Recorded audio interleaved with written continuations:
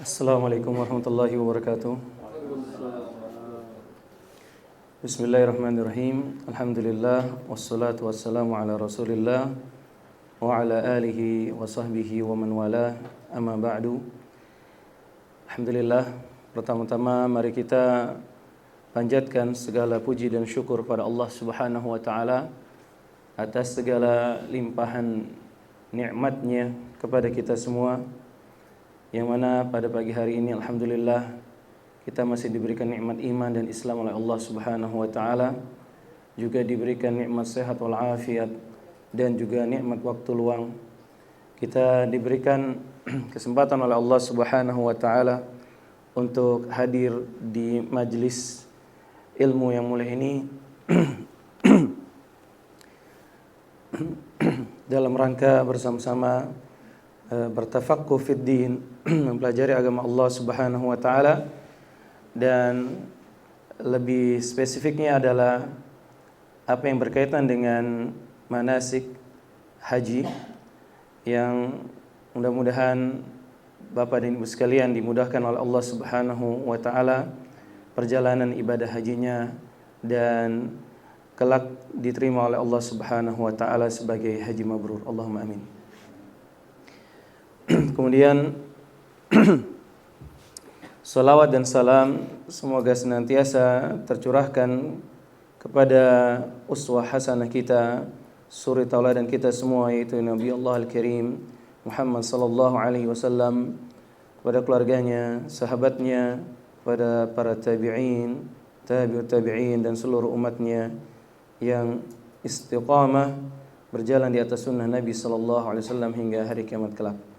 Amma ba'du, Bapak dan Ibu sekalian yang dimuliakan oleh Allah Subhanahu wa taala, insyaallah mulai hari ini dan dua pertemuan berikutnya insyaallah kita akan membahas hal-hal yang berkaitan dengan manasik haji, ya.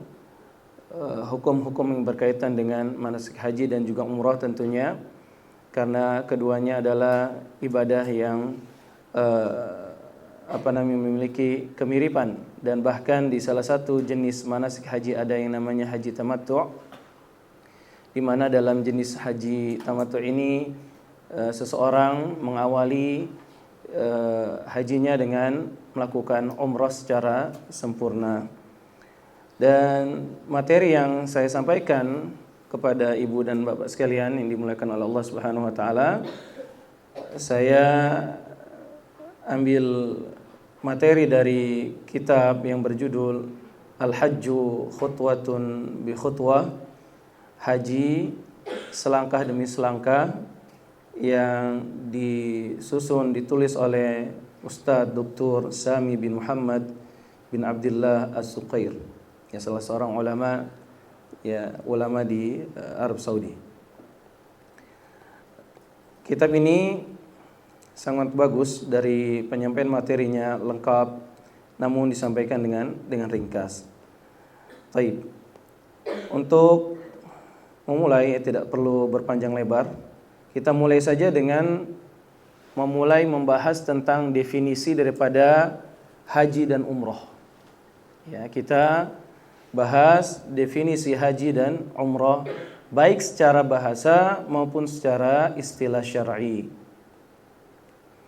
Al-hajju lughatan al-qasdu. Kata haji secara bahasa Arab maknanya adalah al-qasdu, yaitu menuju. Menuju apa? Qasdu makanin mu'azzam, yaitu menuju ke tempat yang diagungkan. Itu secara bahasa. Kata haji itu artinya adalah al-qasdu, yaitu menuju suatu tempat yang diagungkan.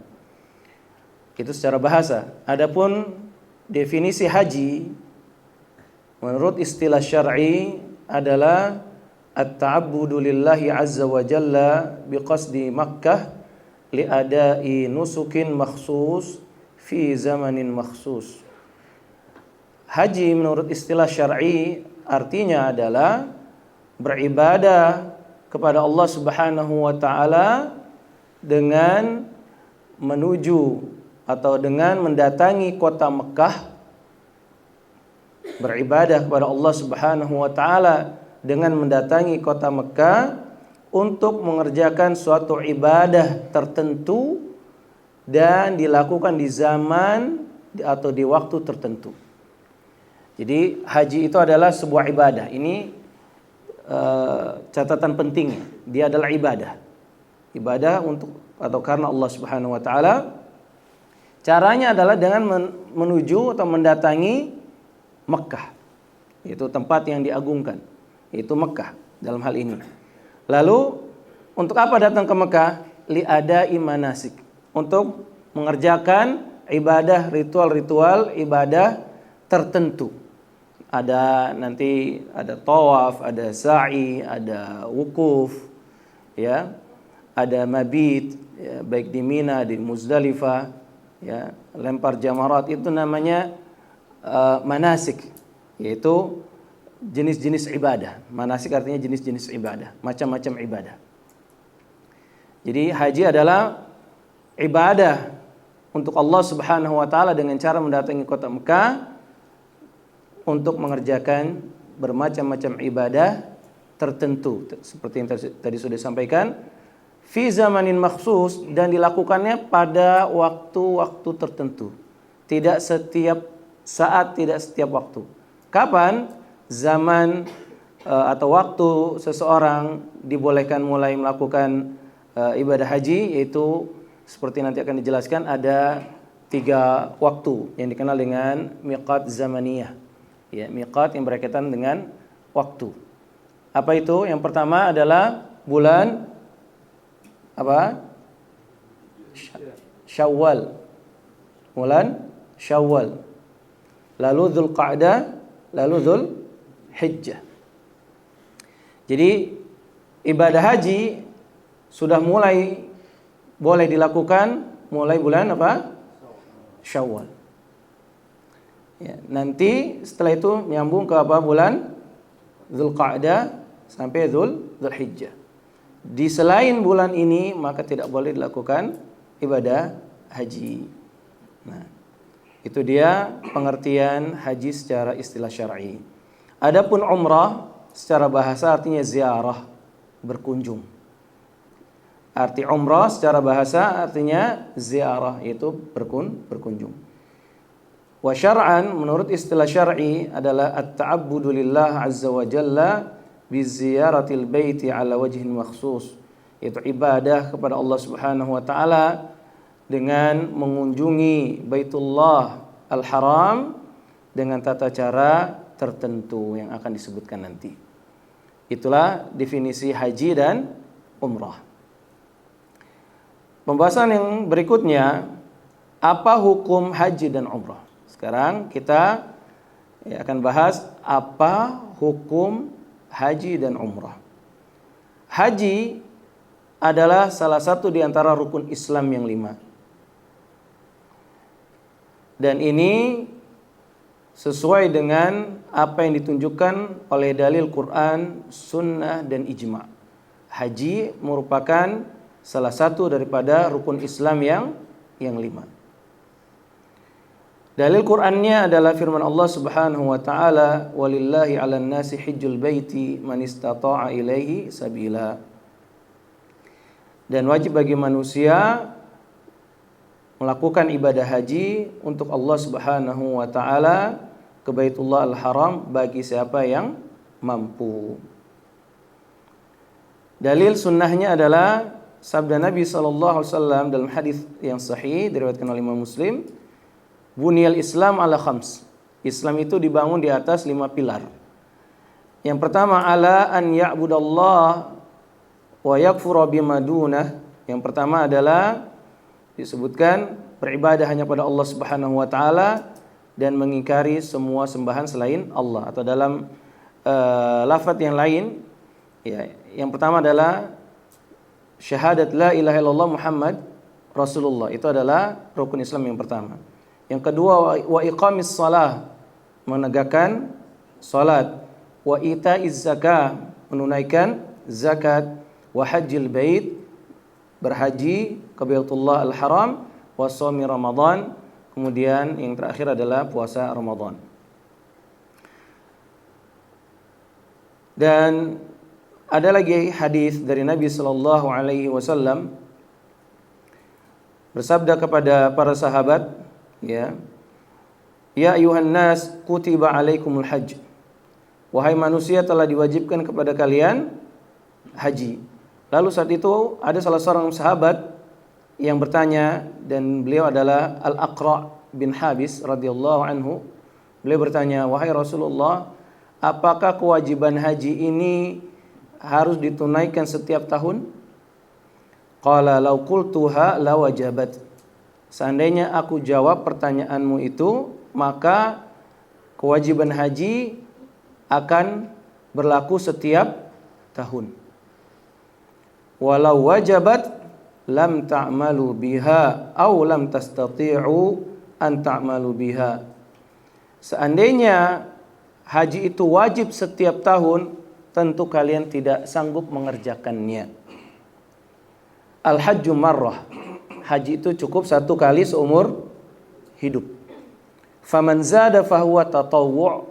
Siapa yang melakukan lebih daripada sekali, maka itu adalah ibadah sunnah. Sunnah baginya. Itu hadisnya, ya, riwayat Imam Ahmad dan hadisnya sahih.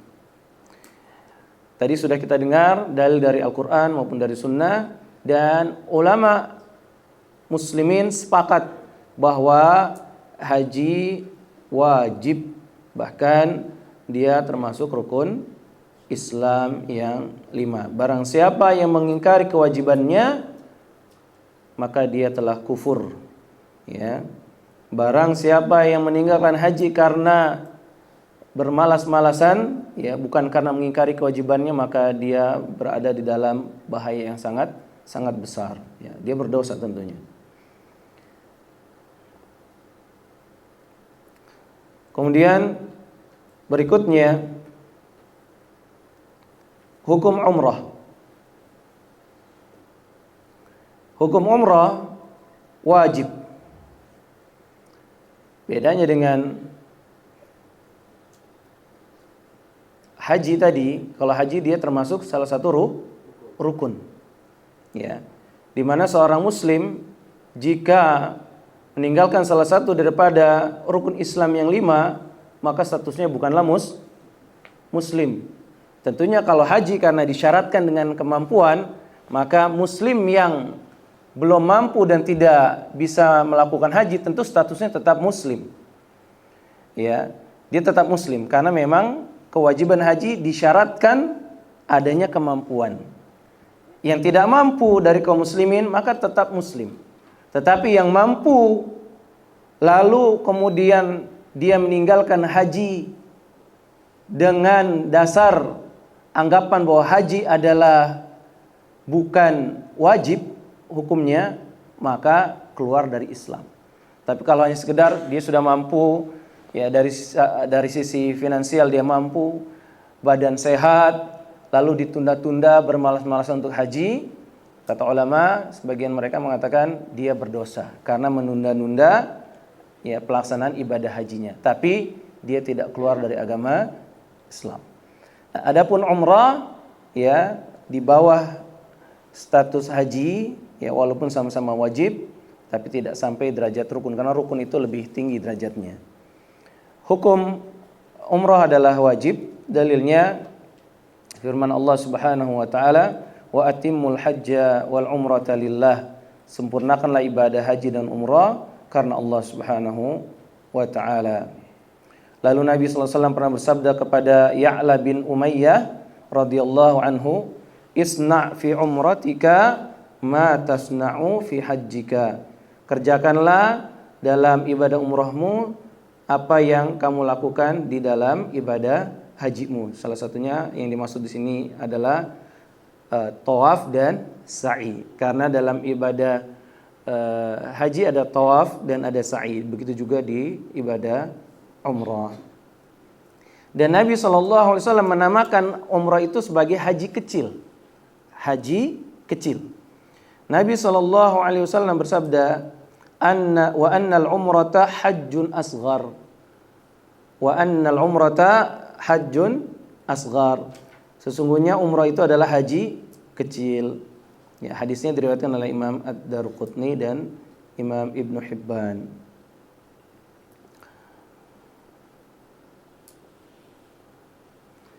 Ketika Rasul SAW menamakan umrah sebagai haji kecil, berarti ya ini menunjukkan umrah itu wajib. Sebagaimana Allah Subhanahu wa taala mengatakan sebelumnya, walillahi 'alan nas hijjul baiti man istata'a ilaihi sabila. Ya, bagi manusia wajib bagi mereka melakukan haji ke Baitullahil Haram karena Allah Subhanahu wa taala bagi yang mampu. Nah, jadi mencakup haji besar maupun haji kecil. Nah, haji kecilnya yaitu umrah.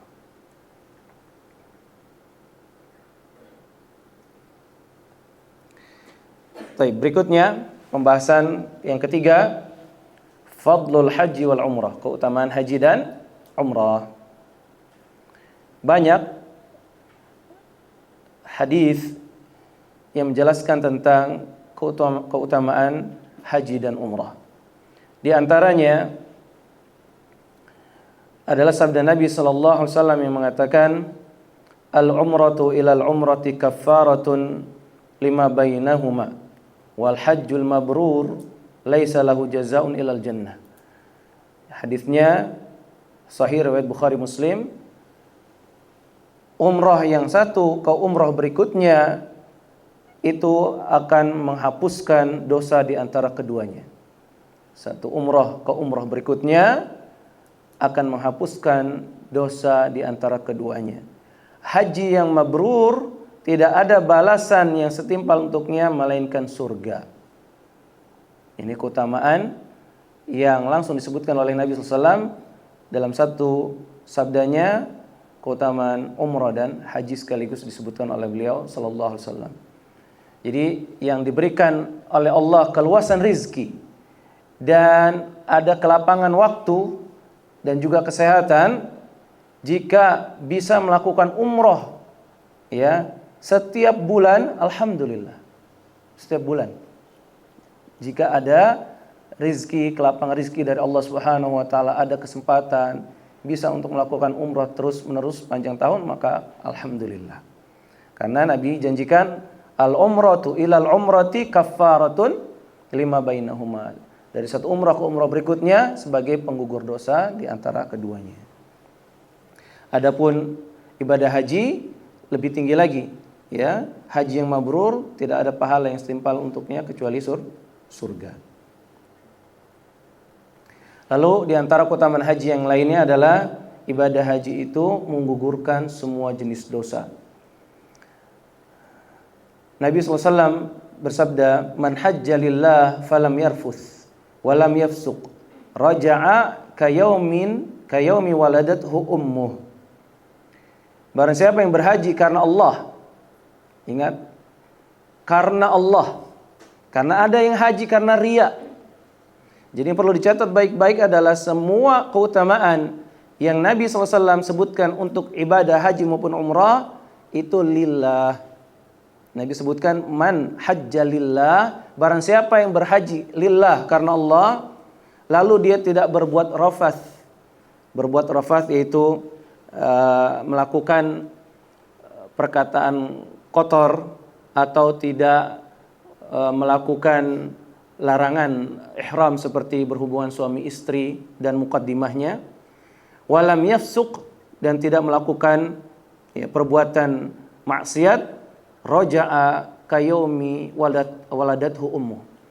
Sebagai balasannya Allah berikan pahala apa? Digugurkan dosanya dan status dia seperti anak yang baru dilahirkan dari rahim ibunya. Ini pahala apa? Yang berhaji lillahi ta'ala, ikhlas karena Allah Subhanahu wa taala. Dia tidak melakukan rafath, ya, apa-apa yang dilarang di dalam ibadah haji, ya, seperti tadi saya sudah sebutkan, ya, melakukan hubungan suami istri atau kalimat-kalimat ya cabul, ya, kalimat-kalimat kotor terus tidak melakukan maksiat, maka sebagai balasannya kata Nabi SAW, dia akan kembali seperti hari di mana dia dilahirkan oleh ibunya. Dan sebagian ulama mengatakan haji menghapuskan segala jenis dosa termasuk dosa besar. Karena kalau kita pahami dari teks hadis beliau sallallahu alaihi wasallam, seorang anak yang baru saja dilahirkan tentunya dia tidak membawa dosa apapun, bersih dari dosa. Tapi syaratnya tadi Nabi sebutkan di awal, man hajjalillah, barang siapa yang berhaji ikhlas karena Allah Subhanahu wa taala. Fadilah yang terakhir disebutkan oleh Ustaz Sami hafizahullah taala, haji dan umrah itu dapat menghilangkan kefakiran, bisa menafikan atau menghilangkan kefakiran dari seseorang. Tabi'u bainal haji wal umrah, ikutilah antara haji dan umrah. Maksudnya jika seseorang berhaji, maka setelah itu jika ada kesempatan lakukanlah ibadah umrah berikutnya. Fa innahuma, karena sesungguhnya haji dan umrah itu yanfiyanil faqra, menafikan atau menghilangkan kefakiran dari seorang hamba. Haji dan umrah yanfiyani al-faqra, menafikan atau meniadakan kefakiran dari seseorang. Wadz-dzunub, dan juga menghilangkan dosa, maksudnya menghapuskan dosa dari seseorang. Kama yanfil qiru khabathal hadid wadz-dzahab wal fiddah, sebagaimana api itu membersihkan kotoran besi, emas dan perak. Walaysa lil hajjatil mabrurah thawabun ilal jannah, dan tidak ada balasan yang setimpal untuk haji yang mabrur kecuali surga. Jadi dalam hadis yang mulia ini Nabi SAW sebutkan dua keutamaan haji dan umrah. Yang mengikuti ibadah haji kemudian umrah, maka itu bisa menghapuskan kefakiran, menghapuskan dosa, dan haji yang mabrur pahalanya adalah surga. Hadis barusan diriwayatkan oleh Imam Tirmidzi dan status hadisnya sahih. Taib. Dari tadi kita dengar haji mabrur ya. Lalu apa sebetulnya yang dimaksud dengan haji mabrur? Dan kita sering dengar semoga hajinya mabrur. Dan kita pun berdoa kepada Allah, ya Allah jadikanlah hajiku haji yang mabrur. Apa yang dimaksud dengan haji mabrur? Haji yang mabrur adalah huwallazi lam yukhalituhu itsmun, yaitu ibadah haji yang tidak tercampur dengan perbuatan dosa. Jadi siapa yang melakukan haji dan dia selama haji itu menjaga diri dari perbuatan dosa, maka itu dinamakan dengan haji mabrur. Kata beliau hafizahullah taala, Ustaz Dr. Sami hafizahullah taala, yang dimaksud dengan haji mabrur tadi adalah apa? Haji yang tidak tercampur dengan dosa.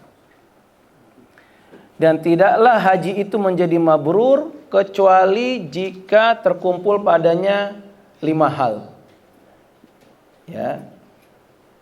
Haji yang mabrur itu tidaklah jadi haji mabrur kecuali terkumpul padanya 5 hal. Yang pertama, seseorang melakukan hajinya ikhlas karena Allah.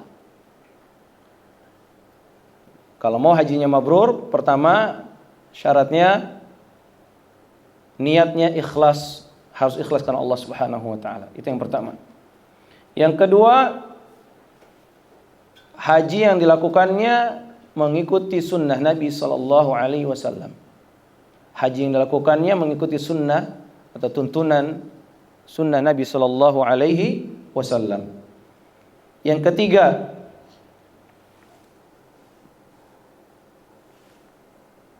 seseorang dikatakan melakukan haji yang mabrur jika dia melakukan segala kewajiban yang berkaitan dengan hajinya, baik secara umum maupun secara khusus. Seseorang mengerjakan segala kewajiban yang berkaitan dengan hajinya, baik yang sifatnya umum maupun khusus. Yang sifatnya umum yang wajib dilakukan oleh orang yang beribadah haji itu apa contohnya? Yaitu bertoharoh, ya, menjaga diri dari bersuci, maksud toharoh adalah bersuci, berwudu, ya, salat pada waktunya. Itu kewajiban yang harus dijaga oleh orang yang melakukan ibadah haji. Ini wajib baik, ya, yang haji maupun yang tidak haji, makanya sifatnya umum. Lalu kewajiban yang harus dijaga yang sifatnya khusus itu apa? Yaitu yang berkaitan dengan wajib-wajib haji. Seperti apa? Wukuf di Arafah, ya, sampai maghrib, mabit di Muzdalifah, dan lain-lain yang akan disebutkan pada pembahasan wajib-wajib haji. Yang berikutnya, yang keempat, seseorang akan mendapatkan status haji mabrur jika dia menjauhkan diri dari segala yang haram, baik yang sifatnya umum maupun yang sifatnya khusus.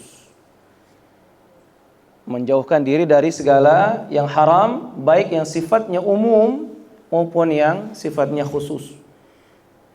Hal haram yang sifatnya umum yang harus dihindari oleh orang yang melaksanakan ibadah haji adalah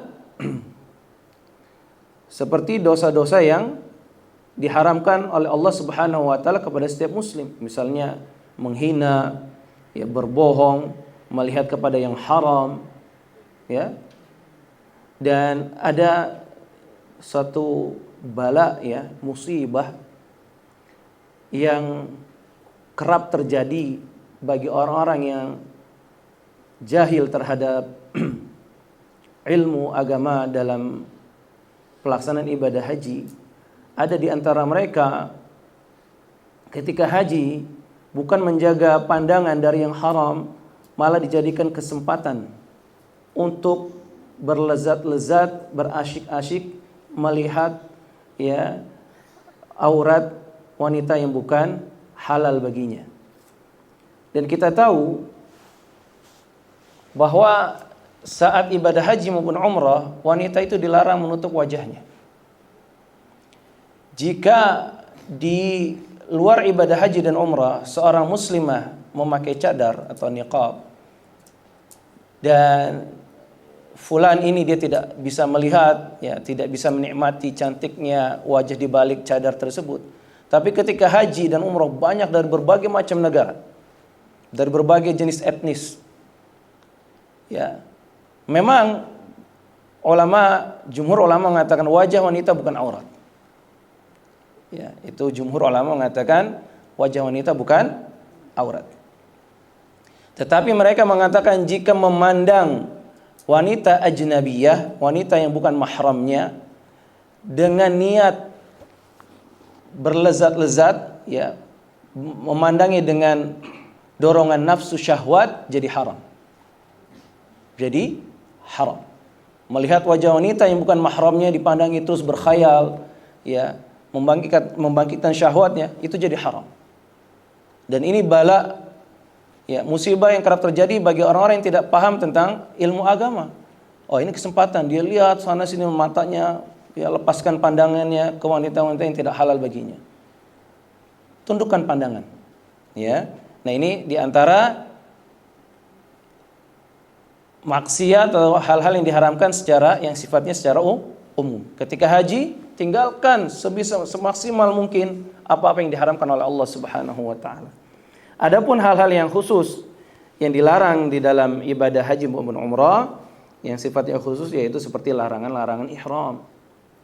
Larangan-larangan ihram, ya, seperti mencukur rambut, pakai parfum di kain ihram, memotong kuku atau berhubungan suami istri ketika masih sedang ihram, itu kan haram, ya. Itu yang sifatnya khusus bagi orang yang sedang ihram atau muhrim. Bedakan antara muhrim dengan mahram, ya.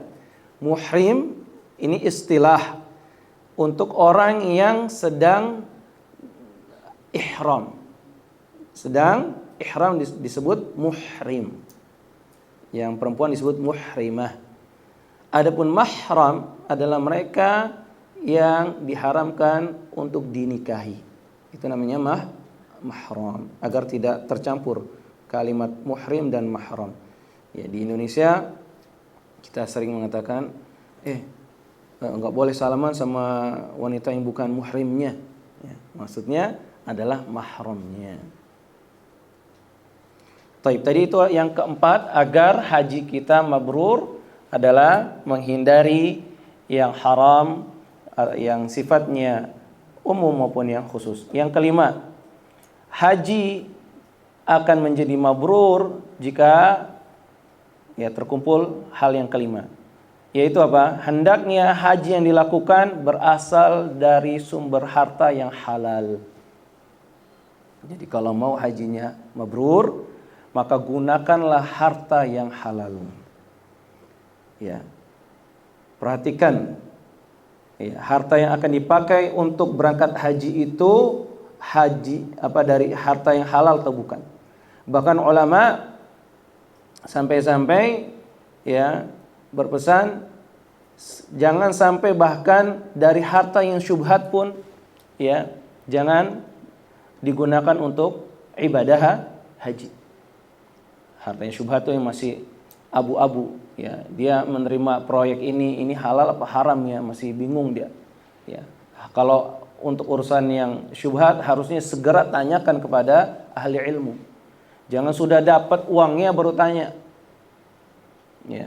Nanti kadang-kadang sudah ketika akan bertanya kepada ahli ilmu, dia sudah punya jawaban sebenarnya dalam hatinya. Begitu seorang ustadz mengatakan, "Oh, ini haram, Pak." Dalam hatinya, "Oh, enggak, ini enggak haram." Jadi dia sudah bawa jawaban dulu. Ketika minta fatwa, ketika diberitahu, sebenarnya apa yang terjadi adalah harta haram. Yang Anda makan itu adalah harta haram. Dia enggak bisa terima karena membawa pertanyaan itu sudah membawa jawaban sebelumnya. Jadi hati-hati jika ada di antara kita ragu terhadap suatu muamalah yang berkaitan dengan harta, maka segeralah bertanya kepada ahli ilmu agar jelas setiap harta yang kita peroleh betul-betul datang dari sumber yang halal. Jadi itu dia 5 hal jika seseorang hendak mendapatkan status haji yang mabrur. Tadi sudah disebutkan ada 5. Yang terakhir tadi adalah hendaknya melaksanakan haji dari sumber harta yang halal. Lalu yang jadi pertanyaan, jika memang ada seseorang punya harta banyak tapi dari sumber haram dan dia mau haji, dan dia paksakan untuk berangkat haji dengan harta yang haramnya itu, apa status hajinya? Sahkah? Diterimakah?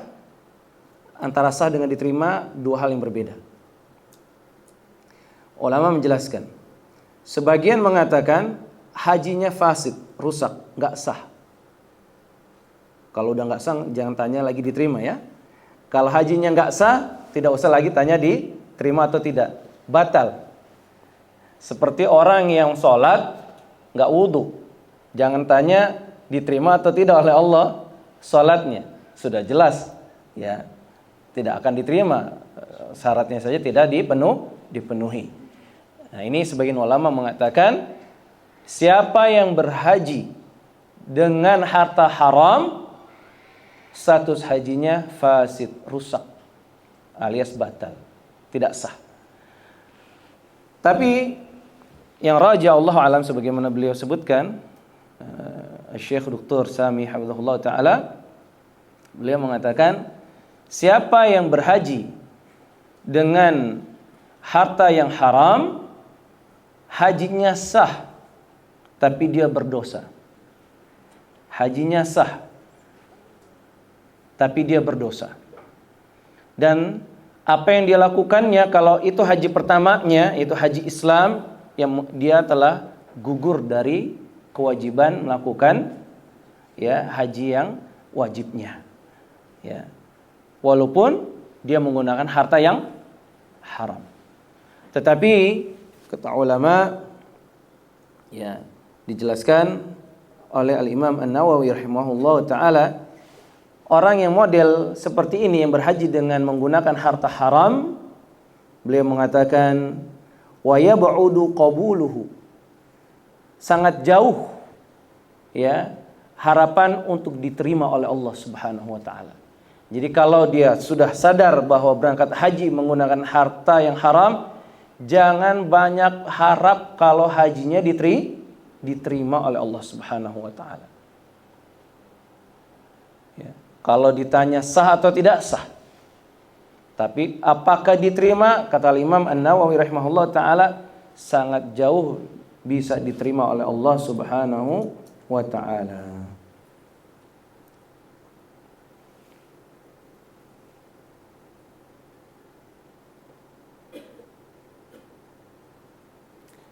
Berikutnya, pembahasan berikutnya adalah tentang waktu disyariatkannya haji pertama kali.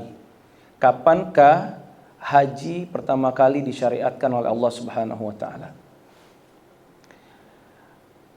Ibadah haji pertama kali diwajibkan oleh Allah Subhanahu wa taala kepada kaum muslimin adalah pada tahun ke-9 Hijriyah. Haji pertama kali diwajibkan oleh Allah Subhanahu wa taala kepada kaum muslimin itu pada tahun ke-9 Hijriyah.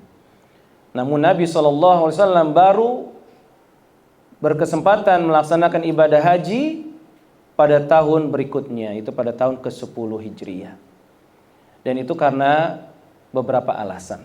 Jadi Nabi saat diwajibkan haji tahun ke-9 enggak langsung berangkat haji. Kenapa Nabi tunda? Alasannya disebutkan, yang pertama, di tahun ke-9 Hijriah itu banyak delegasi-delegasi dari ya negara-negara luar Arab yang datang ke Madinah mengiklankan atau mengumumkan keislaman mereka. Karena setelah Fathu Makkah pada tahun 8 Hijriah, kata Allah apa? Semua manusia masuk ke dalam Islam afwaja. Ya, di surat An-Nasr, idza jaa nasrullahi wal fath wa ra'aitan nasa yadkhuluna fi dinillahi afwaja. Itu berbicara tentang Fathu Makkah. Ketika Fathu Makkah, Allah bebaskan kota Makkah dari kesyirikan, orang semua banyak masuk Islam. Jadi banyak ya delegasi-delegasi dari kabilah-kabilah Arab dan yang di luar Arab, di luar tanah Arab datang mengumumkan keislamannya dan belajar ya tentang Islam kepada Nabi SAW. Jadi di tahun ke-9 itu Nabi sibuk mengajarkan mereka tentang Islam. Yang kedua alasannya disebutkan oleh beliau, yaitu Syekh As-Sami rahimahullah ta'ala, bahwa di tahun ke-9 Nabi SAW mengetahui bahwa orang-orang musyrik di tahun itu akan melaksanakan ibadah haji. Di tahun ke-9 Nabi SAW dapat info mereka orang-orang musyrik akan melaksanakan haji, dan Nabi nggak mau ikut ya bareng dengan mereka. Maunya Nabi SAW ketika beliau nanti haji, semua kaum muslimin haji dan tidak boleh ada lagi satu orang musyrik pun haji saat itu. Itu alasannya Nabi menunda.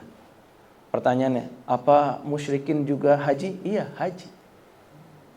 Ya, orang-orang jahiliyah dulu ya berhaji.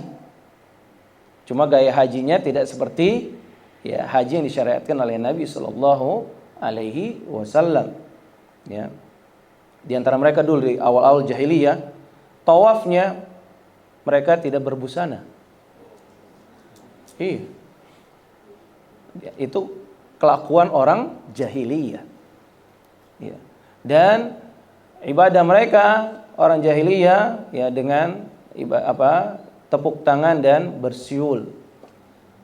Ya. Itu diantara penyimpangan-penyimpangan haji atau ibadah orang-orang jahiliyah.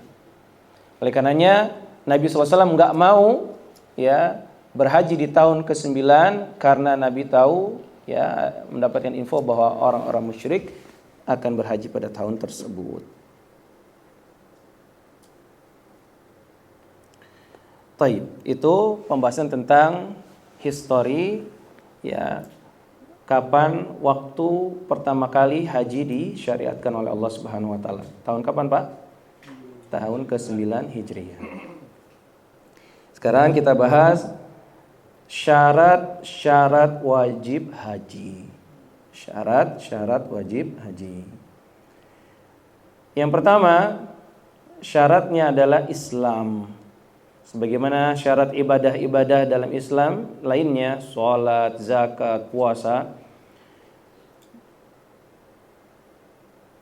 diwajibkan sholat, diwajibkannya puasa Ramadan itu hanya bagi orang-orang Islam, termasuk ibadah haji. Jadi seorang yang statusnya non-muslim tidak wajib baginya ibadah haji. Jadi kalau dia mengatakan saya tapi pengen haji, ya kamu harus masuk Islam dulu. Ada di antara, ya, orang-orang Kristen di bulan Ramadan ingin berpuasa. Ya, saya dulu punya kawan sekolah, ya, ikutan puasa, ingin katanya sama seperti, ya, teman-teman yang muslim berpuasa, betul-betul puasa. Ya, tapi tidak ada faedahnya dia berpuasa karena dia tetap dalam kekufuran. Kalau mau puasanya diterima, haruslah dia menerima Islam terlebih dahulu. Jadi syarat pertama, bahkan ini syarat wajib untuk setiap ibadah dalam Islam, dia harus beragama Islam. Yang kedua, di antara syarat wajib haji adalah harus sampai usia baligh. Syarat yang kedua adalah harus sudah sampai usia baligh. Jadi untuk anak-anak tidak wajib bagi mereka melakukan ibadah haji. Tapi jika mereka beribadah haji bersama orang tuanya, maka mereka dapat pahala. Mereka dapat pahala yang nanti kelak akan, ya, menjadi pemberat timbangan mereka di akhirat kelak. Namun ada hal yang berbeda dengan orang yang sudah baligh. Anak-anak yang berhaji bersama orang tuanya dan dia melakukan semua syarat-syaratnya, syarat wajibnya, melakukan rukunnya, wajibnya, menghindari segala larangannya, hajinya diterima, hajinya sah. Hanya saja itu tidak menggugurkan kewajiban haji dia kelak di waktu dewasanya. Jadi nanti kalau dia sudah baligh dan dia punya kemampuan, dia harus haji lagi. Ya, karena yang haji yang pertama itu tidak dinilai sebagai haji yang wajib, ya, sunnah.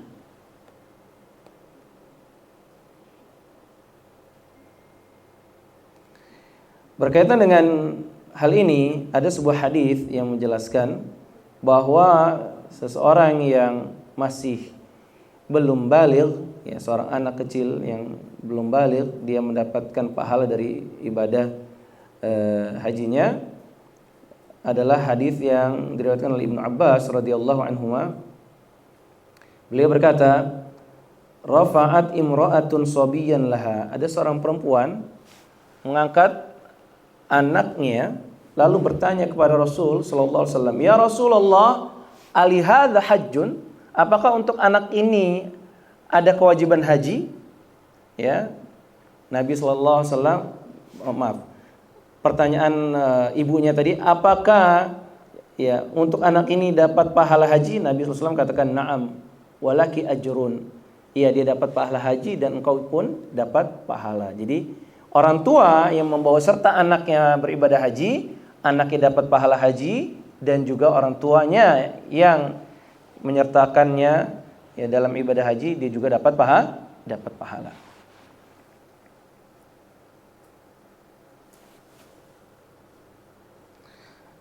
Lalu ada sebuah permasalahan. Bagaimana caranya anak kecil yang belum baligh, ya, berihram? Bagaimana caranya mereka berihram? Anak-anak umur 5 tahun. Ya, atau mungkin yang lebih muda lagi, 4 tahun tapi sudah bicaranya sudah lancar. Ada di antara anak-anak yang usia 4 tahun sudah lancar bicaranya ada. Ada yang 5 tahun, 6 tahun itu belum baligh. Ya. 7 tahun pun belum baligh.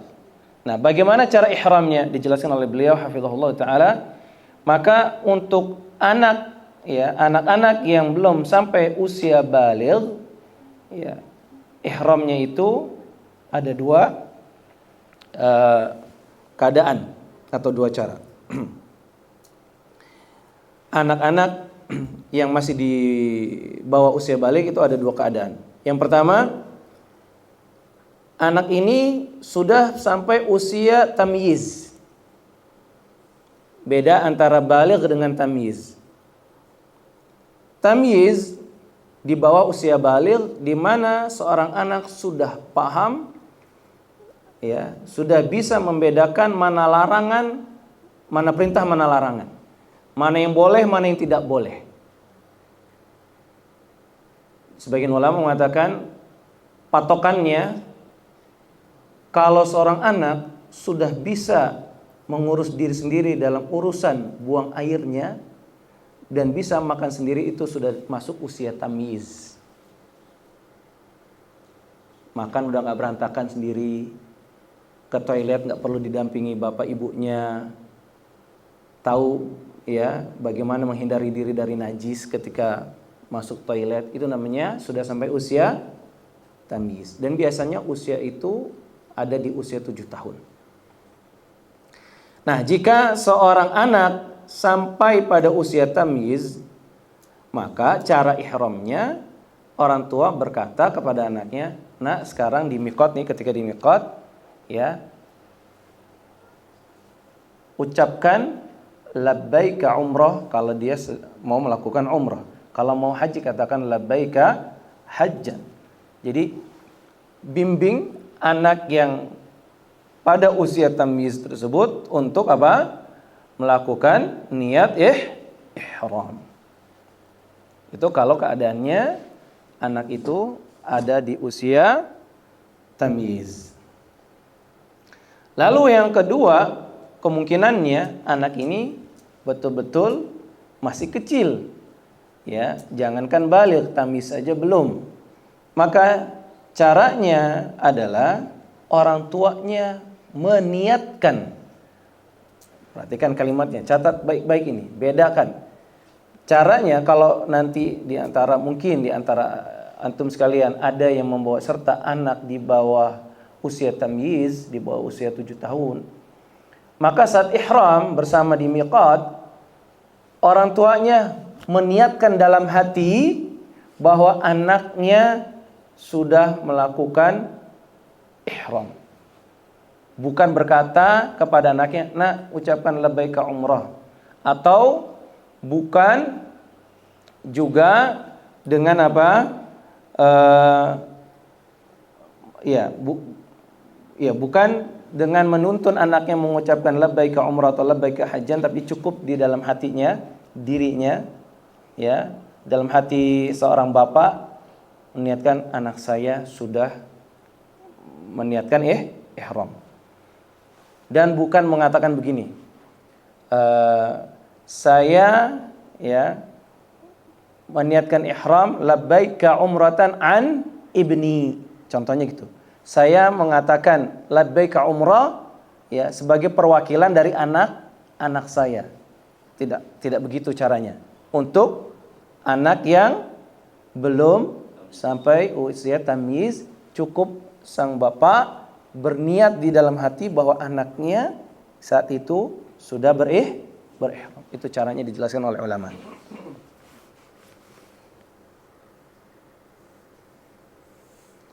Taib. Lalu perbuatan-perbuatan atau hal-hal yang nanti akan dilakukan selama prosesi haji ataupun umrah, itu kan ada yang bisa dilakukan oleh sang anak, ada yang tidak bisa dilakukan oleh sang anak sendirian. Maka di sini dijelaskan oleh Asy-Syaikh hafizahullah taala, ya, perbuatan yang bisa dilakukan oleh seorang ayah ya berkaitan dengan ibadah haji dan umrah anaknya yang masih kecil, itu yang pertama adalah ada ibadah-ibadah atau perbuatan-perbuatan haji dan umroh yang bisa dilakukan oleh sang bapak dan tidak perlu dihadiri oleh sang anak. Contohnya apa? Melempar jumroh. Anak masih kecil, nggak perlu datang, biar saja dia di tenda, ya, tunggu. Atau ya kalau misalkan ada yang nunggunya atau ibunya gantian gitu ya, biarkan dia di sana bersama ibunya, biar bapaknya nanti datang ke jamarat, ya, melemparkan untuknya. Jadi pertama nanti akan dijelaskan caranya, bapaknya dulu melempar, ya, 7 batu, ya, setelah itu nanti dia lempar lagi 7 batu untuk anaknya. Nah, ini ibadah yang bisa dilakukan oleh sang bapak sebagai perwakilan daripada anaknya, dan anaknya nggak perlu hadir. Yang kedua, yang harus dilakukan oleh anak itu sendiri dan nggak bisa diwakili oleh bapaknya. Ya, apa itu? Wukuf. Contohnya adalah wukuf di Arafah. Sang anak yang masih kecil tadi nggak bisa, ya, dia tinggal di hotel terus berkata bapaknya, udah nak kamu di sini aja tenang, bapak aja biar yang wukuf, ya, mewakili kamu. Nggak bisa. Anaknya tetap harus diajak wukuf di Arafah. Begitu juga dengan mabit di Muzdalifah, bermalam di Muzdalifah, harus ada anaknya. Mabit di Mina juga harus, ya, sang anak hadir mabit di Mina. Nah, ini, ya, jenis-jenis ibadah, ya, perbuatan-perbuatan dalam manasik haji yang nggak bisa diwakili oleh sang bapak. Yang ketiga,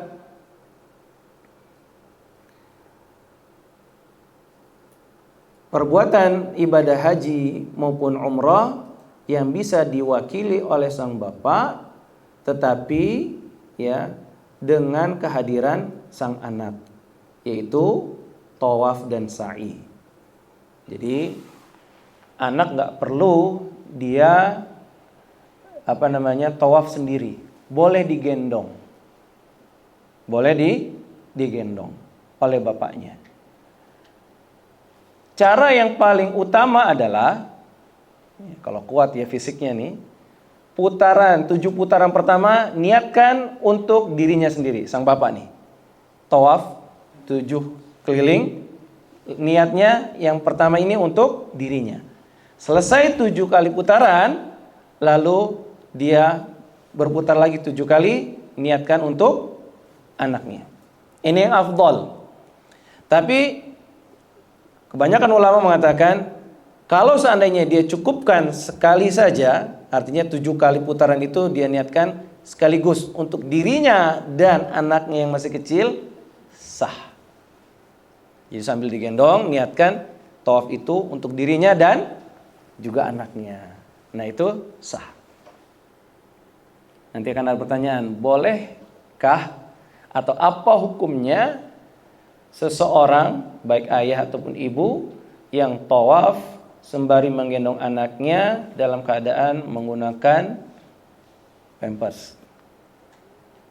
Ya, ada 2 jawabannya, yang afdol dan yang enggak afdol. Yang afdol tentunya kalau dia tahu, yaitu sang ayah atau sang ibu tahu bahwa di pampers anaknya atau anaknya itu sudah mengeluarkan najis, ya, sudah buang air kecil ataupun buang air besar, maka tidak boleh dia gendong. Tidak boleh digendong, karena sebagian ulama mengatakan ketika melakukan sholat menggendong anak yang ada najisnya, ya, dalam hal ini adalah adanya pampers atau popok yang dipakai oleh anak, itu membuat salatnya tidak sah karena dia membawa najis. Nah, jadi afdalnya kalau tahu ya, kan bisa ya sang ibu tahulah ya ini sudah ada isinya atau tidak, ya itu tahu. Kalau dia tahu ada isinya, ada najisnya, maka jangan digendong. Tapi kalau tahu ya itu bersih, baru saja ganti dan bersih, tidak ada najisnya, maka boleh digendong bersama ayahnya atau ibunya. Itu afdolnya begitu. Tapi kalaupun seandainya keadaan mengharuskan dia membawa anaknya karena nggak bisa dititipkan ke siapa, nggak ada ya teman yang bersama dia, nggak ada membantu yang bisa dititipkan anaknya, maka kata ulama seperti Syekh bin Baz rahimahullah ta'ala dan Komisi Fatwa Ulama Arab Saudi mengatakan ketika ditanya tentang hal ini, ya, orang tua boleh menggendong anaknya yang menggunakan ya popok, pampers, walaupun ada najis di dalamnya, dia boleh tetap menggendong anaknya dan ibadah tawafnya tetap sah. Ibadah tawafnya tetap sah. Ya. Baik. Kita lanjut ke syarat-syarat wajib haji tadi. Yang pertama, Islam, harus beragama Islam. Yang kedua, harus balik. Yang ketiga, harus berakal. Yang akalnya rusak, ya, tidak sehat alias punya gangguan jiwa, maka tidak ada kewajiban baginya melaksanakan ibadah haji. Termasuk ya orang tua yang sudah mengalami kepikunan yang parah ya, itu sudah diangkat darinya taklif, kewajiban syariat. Salat sudah enggak wajib, puasa Ramadan enggak wajib. Apapun yang wajib sebelumnya, ketika seseorang sudah hilang akal sehatnya, maka tidak ada beban syariat baginya. Yang keempat, syarat wajib haji itu adalah harus dalam keadaan status merdeka, bukan seorang budak. Jadi seorang budak itu enggak ada kewajiban haji. Ya, ini cukup diketahui karena pada realitanya sekarang sudah tidak ada perbudakan.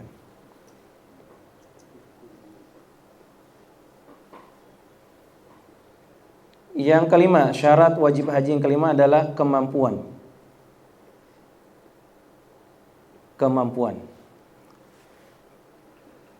Kemampuan di sini dibagi menjadi 4 macam.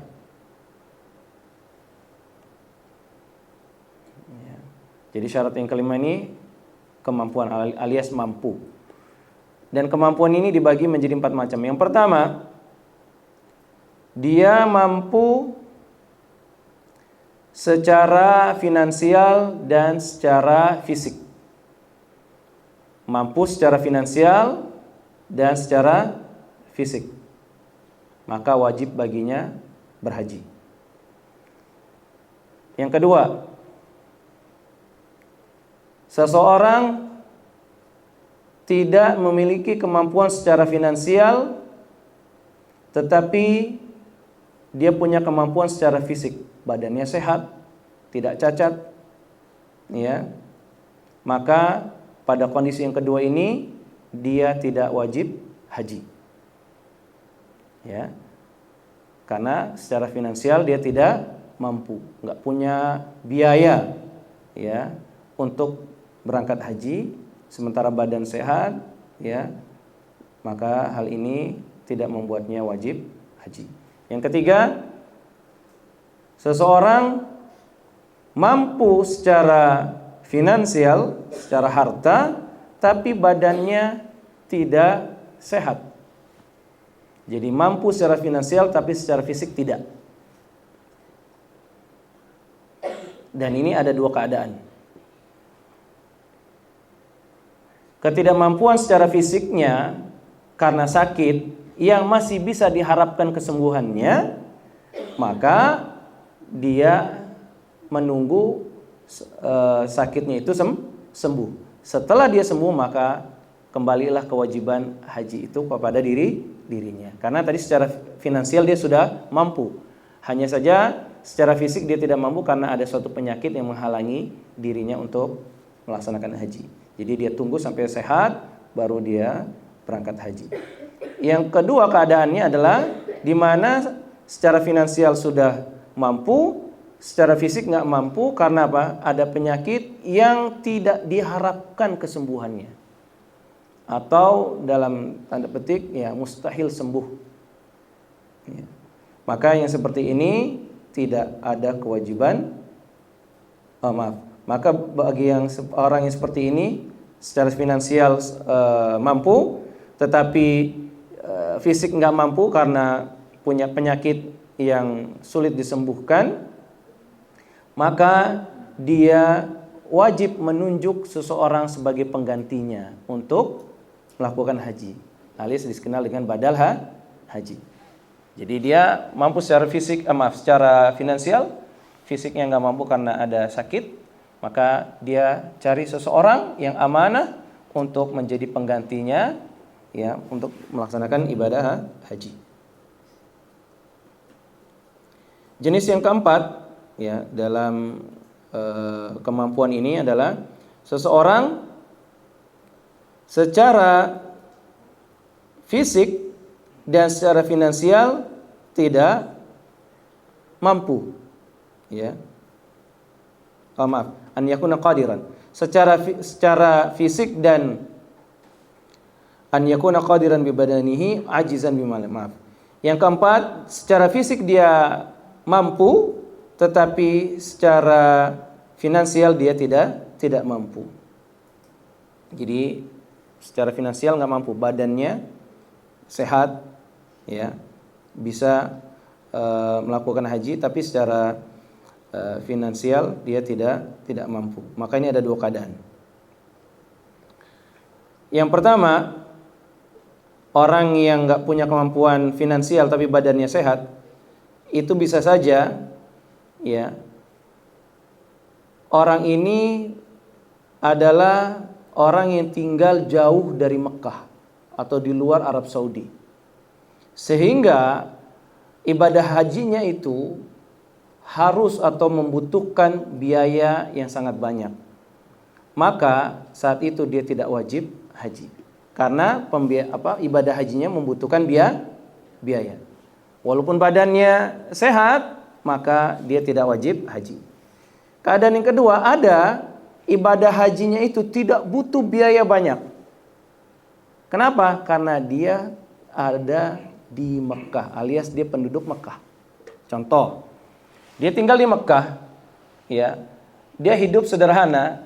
Kalau cuma untuk haji, ya bekal makan dari rumah dia bisa bawa sendiri, ya, nggak perlu ongkos banyak. Ya, maka apa? Untuk keadaan yang seperti ini dia tetap wajib haji. Walaupun secara finansial tidak seperti orang kaya yang lainnya, ya, maka orang yang tinggal di kota Mekah atau yang dekat kota Mekah, ya, dia tetap terkena kewajiban haji.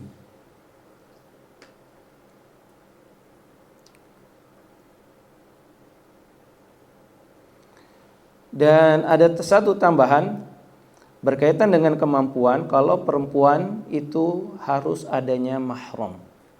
Harus adanya mahram. Ini tambahan, ya, kemampuan. Dalam hal ini bagi perempuan harus adanya mahram yang menemani selama perjalanan hajinya.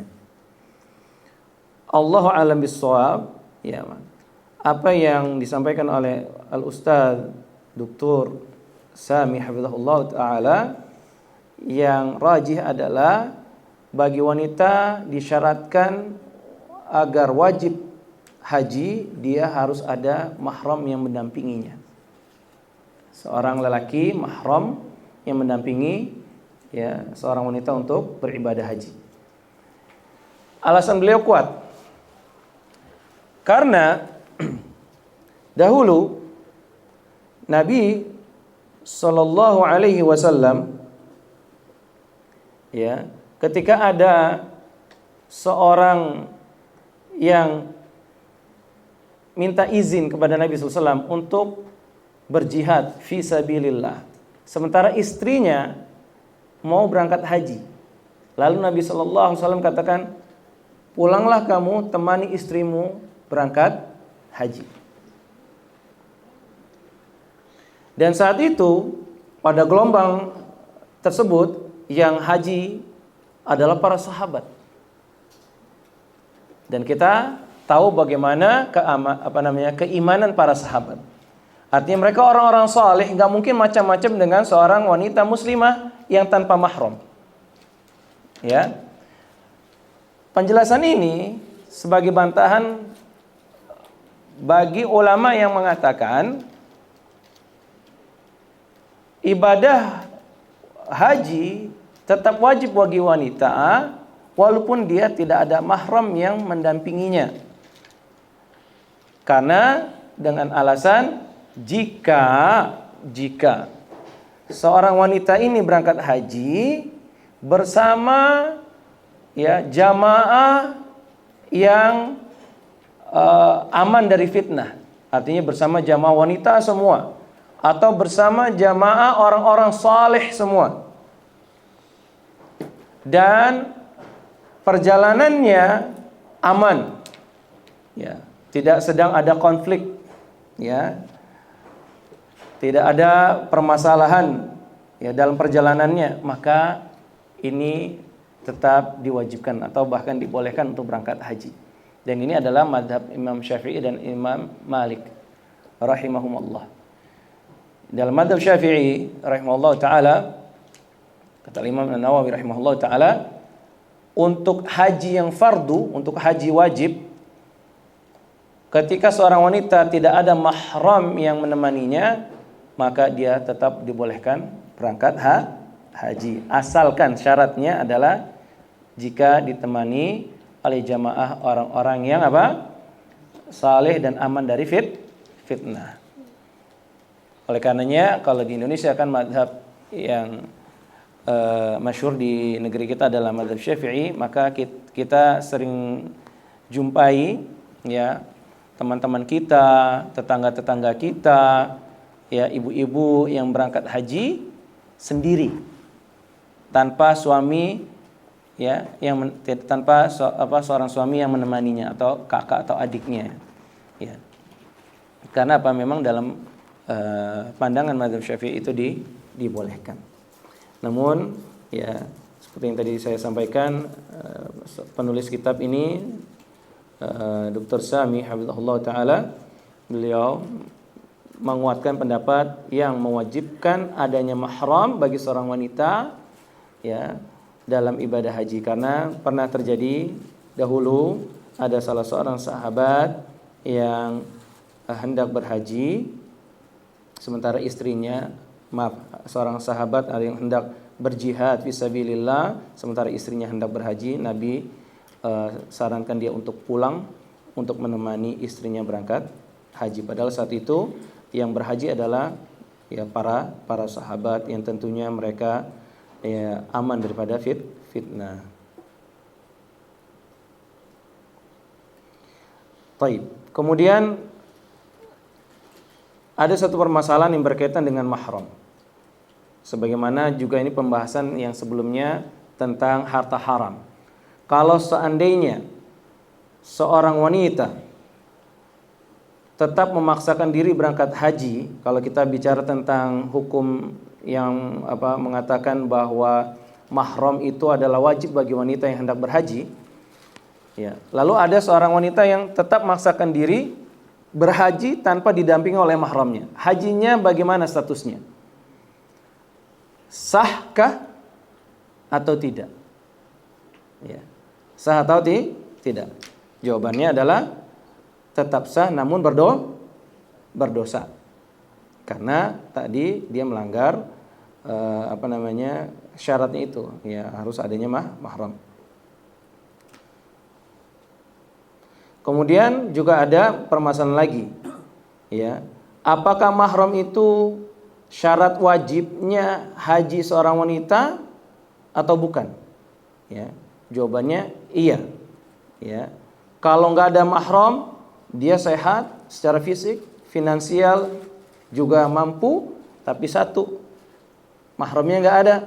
Maka kalau dianggap mahram itu adalah syarat wajib haji bagi seorang wanita, maka saat itu seorang wanita tadi tidak wajib haji. Walaupun secara fisik sudah mampu, secara finansial mampu, tapi tidak ada mahram yang bisa mendampinginya, pada saat itu dia tidak wajib haji.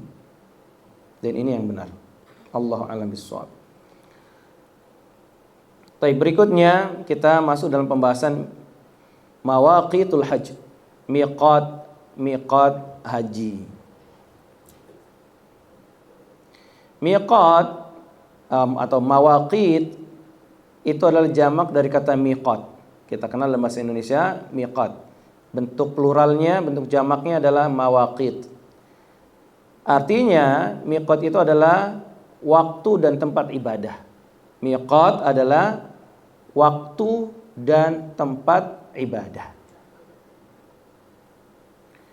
Allah Subhanahu wa taala berfirman, "Innas salata kanat 'alal mu'minina kitaban mauquta."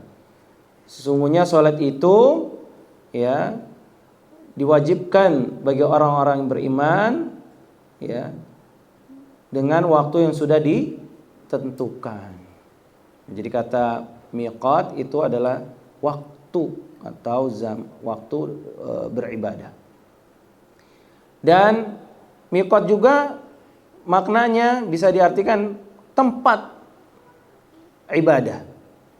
Sebagaimana Nabi SAW mengatakan ya dalam hadis waqata li ahli Madinah dzal hulaifa wa li ahli Syam al-Juhfa. Nabi memberikan miqat untuk penduduk Madinah, yaitu apa? Dzulhulaifah. Nabi SAW menentukan Dzulhulaifah sebagai miqatnya penduduk Madinah. Dan Nabi SAW menentukan ya Juhfah sebagai miqatnya penduduk Syam. Nah, kata miqat di sini adalah maksudnya tempat memulai ibadah.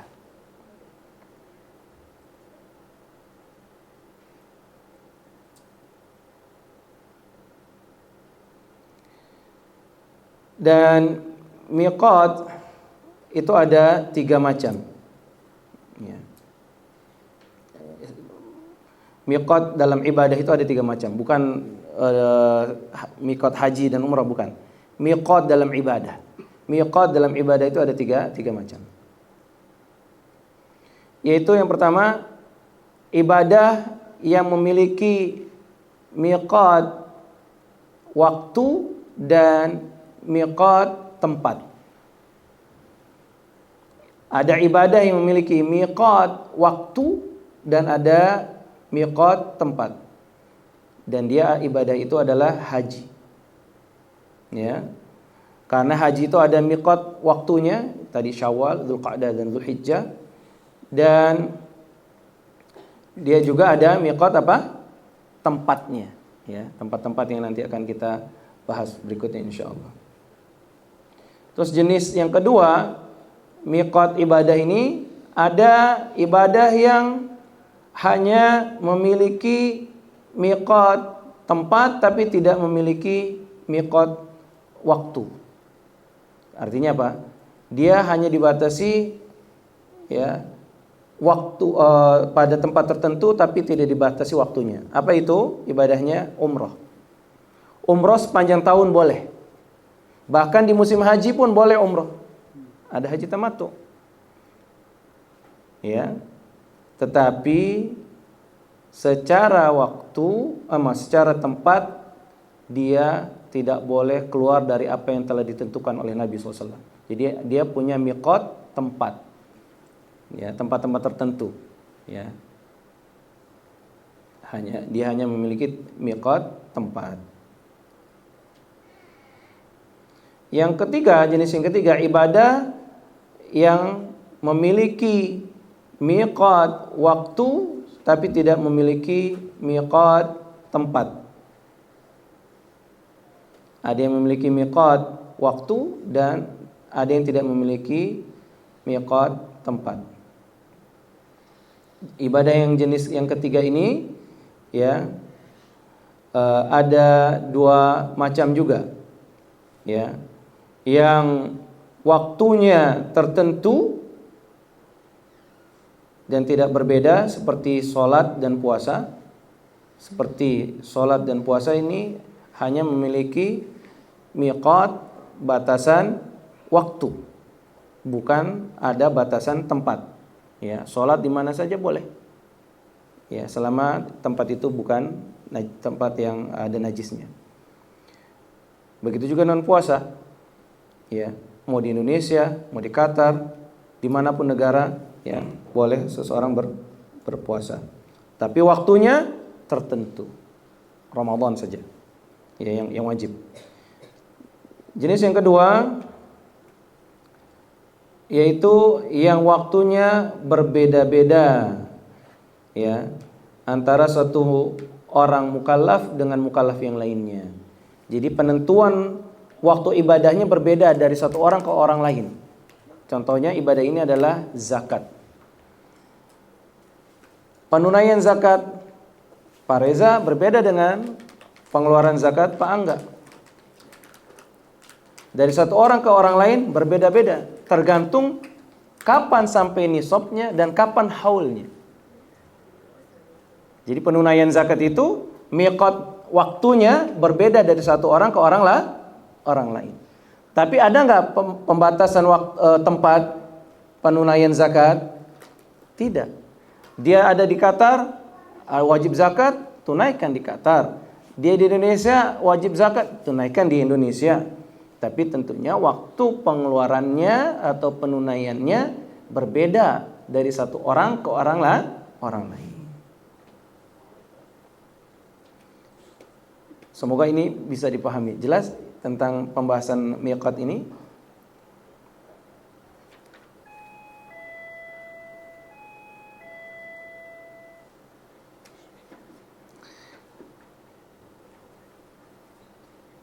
Dan berikutnya adalah pembahasan miqat makaniyah. Miqat tempat yang dijelaskan oleh Nabi sallallahu alaihi wasallam ya. Beliau menjelaskan satu persatu. Nabi SAW menentukan miqat Dzulhulaifah untuk penduduk Madinah. Nabi SAW menentukan miqat Al-Juhfah untuk penduduk Syam atau siapapun melewatinya. Dan Nabi SAW menentukan miqat Qarnul Manazil untuk penduduk Najd atau siapapun yang melewatinya.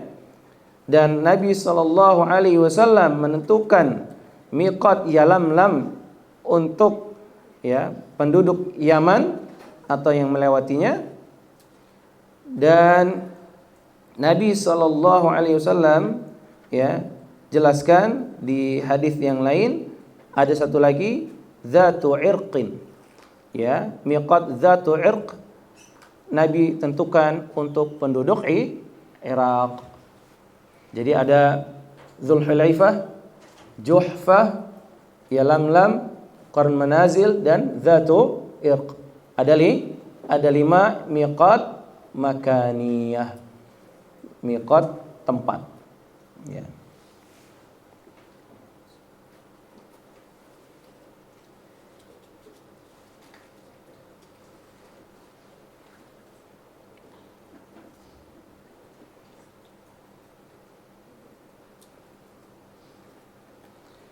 Dan 5 miqat tadi yang telah ditentukan oleh Nabi SAW, miqat tempat tadi itu, seseorang yang hendak ya berniat melakukan baik ibadah umrah maupun haji wajib dalam keadaan ihram. Wajib dalam keadaan ihram. Jadi barang siapa yang melewati salah satu daripada 5 miqat yang tadi sudah disebutkan oleh Nabi SAW dengan niatan untuk melaksanakan ibadah haji atau umrah, wajib dalam keadaan ihram.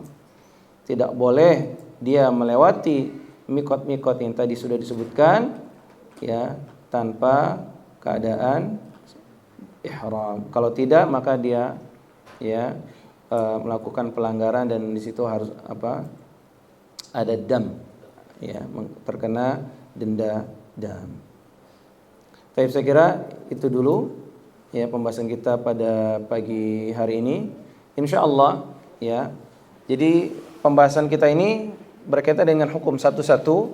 Nanti di akhir akan dijelaskan secara menyeluruh ya bagaimana prosesi pelaksanaan ibadah hajinya dengan beberapa sedikit prakteknya ya yang akan saya sampaikan kepada Bapak dan Ibu sekalian insyaallah biidznillah taala. Namun sebelum sampai ke sana maka perlu tahu dulu tadi hukum-hukum yang berkaitan dengannya ya syarat-syaratnya dan hal-hal yang berkaitan dan itu semua. Baik, itu saja yang bisa saya sampaikan pada pertemuan pertama kali ini. Jika ada yang mau ditanyakan, saya persilahkan.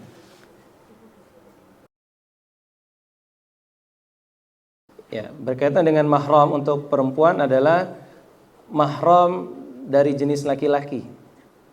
Ya, mahram dari jenis laki-laki. Kenapa?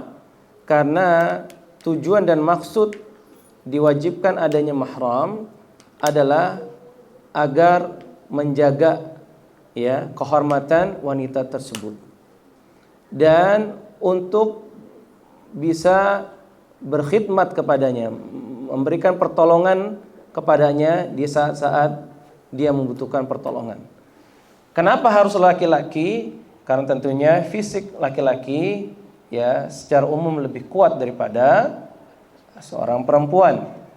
Nah, jika ada apa-apa di perjalanan atau ada sesuatu yang butuh bantuan, maka mahram dari dia yang dari jenis laki-laki ini bisa membantunya. Oleh karena itu mahram dalam hal ini bagi seorang perempuan ya suaminya yang pertama, kemudian saudara laki-lakinya baik kakak ataupun adik, pamannya ya dan seterusnya ya. Baik dari hubungan darah kakak adik ya atau paman adik bapak atau kakaknya bapak ya bisa dibilang mamang uwa atau apapun sebutannya ya selama itu langsung dari orang tua ya kakak ibu adik bapak maka itu mahram bagi seorang wanita. Dan jangan keliru, bukan suami daripada bibi. Di kita, di negeri kita, jika orang tua kita, misalkan bapak, ya, bapak saya punya adik perempuan, ya, maka statusnya adik bapak saya itu saya panggilnya adalah bibi, betul tidak? Ketika bibi saya menikah dengan seorang lelaki, maka di masyarakat kita panggilnya paman, ya. Kita panggilnya paman, padahal dia orang luar, bukan dari keluarga kita. Dia menjadi keluarga karena hubungan pernikahan. Tapi secara status keluarga dari sisi mahram dia bukan mahram. Jadi ini harus diperhatikan baik-baik. Yang saya maksud dengan paman adalah yang punya hubungan langsung dengan keluarga kita, baik dari pihak ibu atau dari pihak bapak. Ya, suami dari bibi itu bukan mahram. Itu. Ya Allah. Dan cukup satu saja yang bisa membantu seorang wanita dalam hajatnya, dalam perjalanan hajinya, maka itu sudah mencukupi. Jadi nggak perlu 2, 3, 4, cukup satu lelaki dewasa, ya, yang mahramnya untuk mendampinginya dalam ibadah haji. Allah. Nah. Kalau sebaliknya Ustaz, gimana? Misalnya saya mengantar istri dan orang tua saya, jadi kan ada dua wanita yang tanggung jawab saya. Iya, satu orang laki-laki bisa ya membawa atau seorang laki-laki bisa mendampingi lebih daripada seorang wanita. Bersama dia istrinya, ibunya, adik perempuannya, bibinya, siapa? Boleh. Ya. Jadi satu orang laki-laki dewasa ya bisa menjadi mahram yang mendampingi ibadah haji wanita-wanita mahram lainnya. Nah, ya Pak. Kalau ibu mertua saya mau haji, ya. Saya mahramnya bisa. Gimana? Bisa. Bisa ya. Karena mertua itu adalah mahram karena pernikahan dan statusnya abadi. walaupun bapak bercerai ya dari istri, ya, la qadarullah, semoga Allah tidak takdirkan itu. Jika seorang lelaki bercerai dari istrinya, status dia dengan mertuanya tetap mahram selama-lamanya. Jadi dia boleh cium tangan bersama cium tangan ibu mertuanya. Kalau ibu mertuanya masih ya akrab, nak tolong antarkan ke pasar, bonceng pakai motor, boleh. Mertua ya kalau sudah menikahi anaknya ya itu selama-lamanya jadi mahramnya. Tapi anaknya setelah bercerai darinya udah bukan mahram lagi. Gitu. Nah, Jikalau kita pergi umrah atau haji, istri tidak ikut kita dengan ibu mertua itu boleh karena mahram seperti ibu sendiri. Boleh. Jadi bapak dan mertua perempuan berdua saja ya, itu boleh karena dia adalah mahramnya. Nah, ya. Dalam keadaan seperti itu Allah alam ya, dia belum wajib haji sampai penyakitnya sembuh, sampai dia sehat ya, dan dia tunggu kesempatan berikutnya.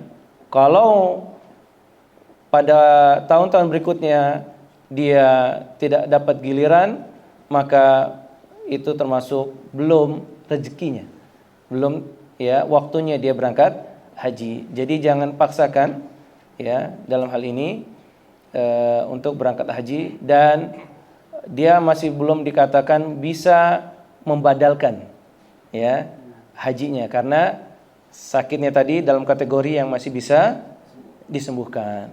Nah, Allah a'lam bishawab. Ya.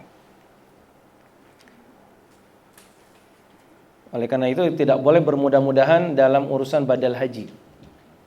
Ya, dia secara finansial mampu, tapi badan agak lemes-lemes sedikit, udah langsung dia bilang udahlah, ya saya sewa orang aja untuk membadal sebagai badal haji saya.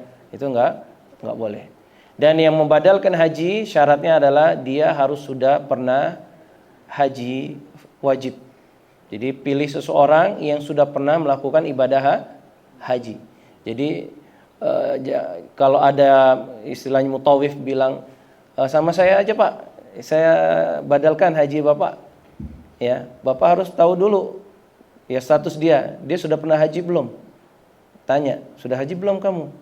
Oh belum, saya baru umroh. Nggak bisa. Ya, dia nggak bisa menjadikan wakil kita dalam haji kalau dia belum pernah haji. Nah, Allah a'lam bishawab. Selama status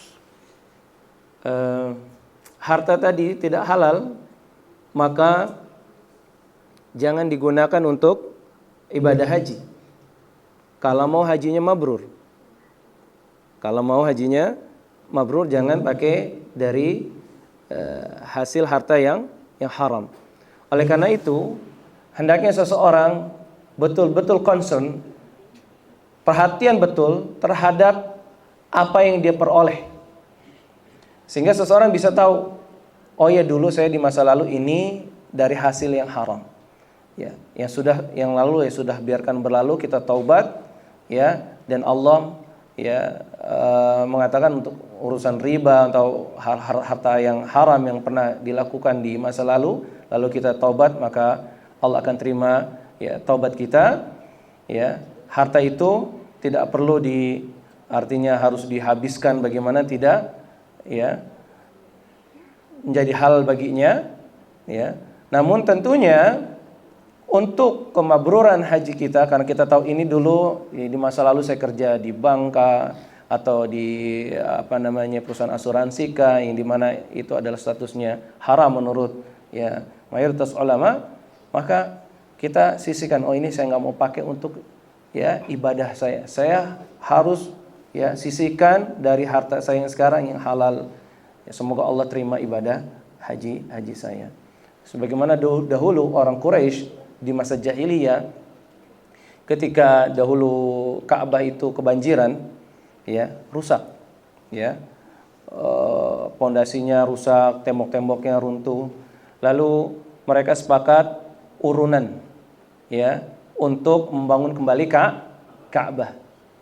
Semua dimintai ya urunannya ya untuk membangun Ka'bah kembali. Namanya orang jahiliyah dulu punya ya pemasukan macam-macam, dari yang halal ada yang haram. Ada yang dulu punya budak disewakan supaya jadi pelacur, ada yang jualan khamar, ada yang bermuamalah dengan riba, tapi juga dia berdagang. Jadi pemasukannya ada yang halal, ada yang haram.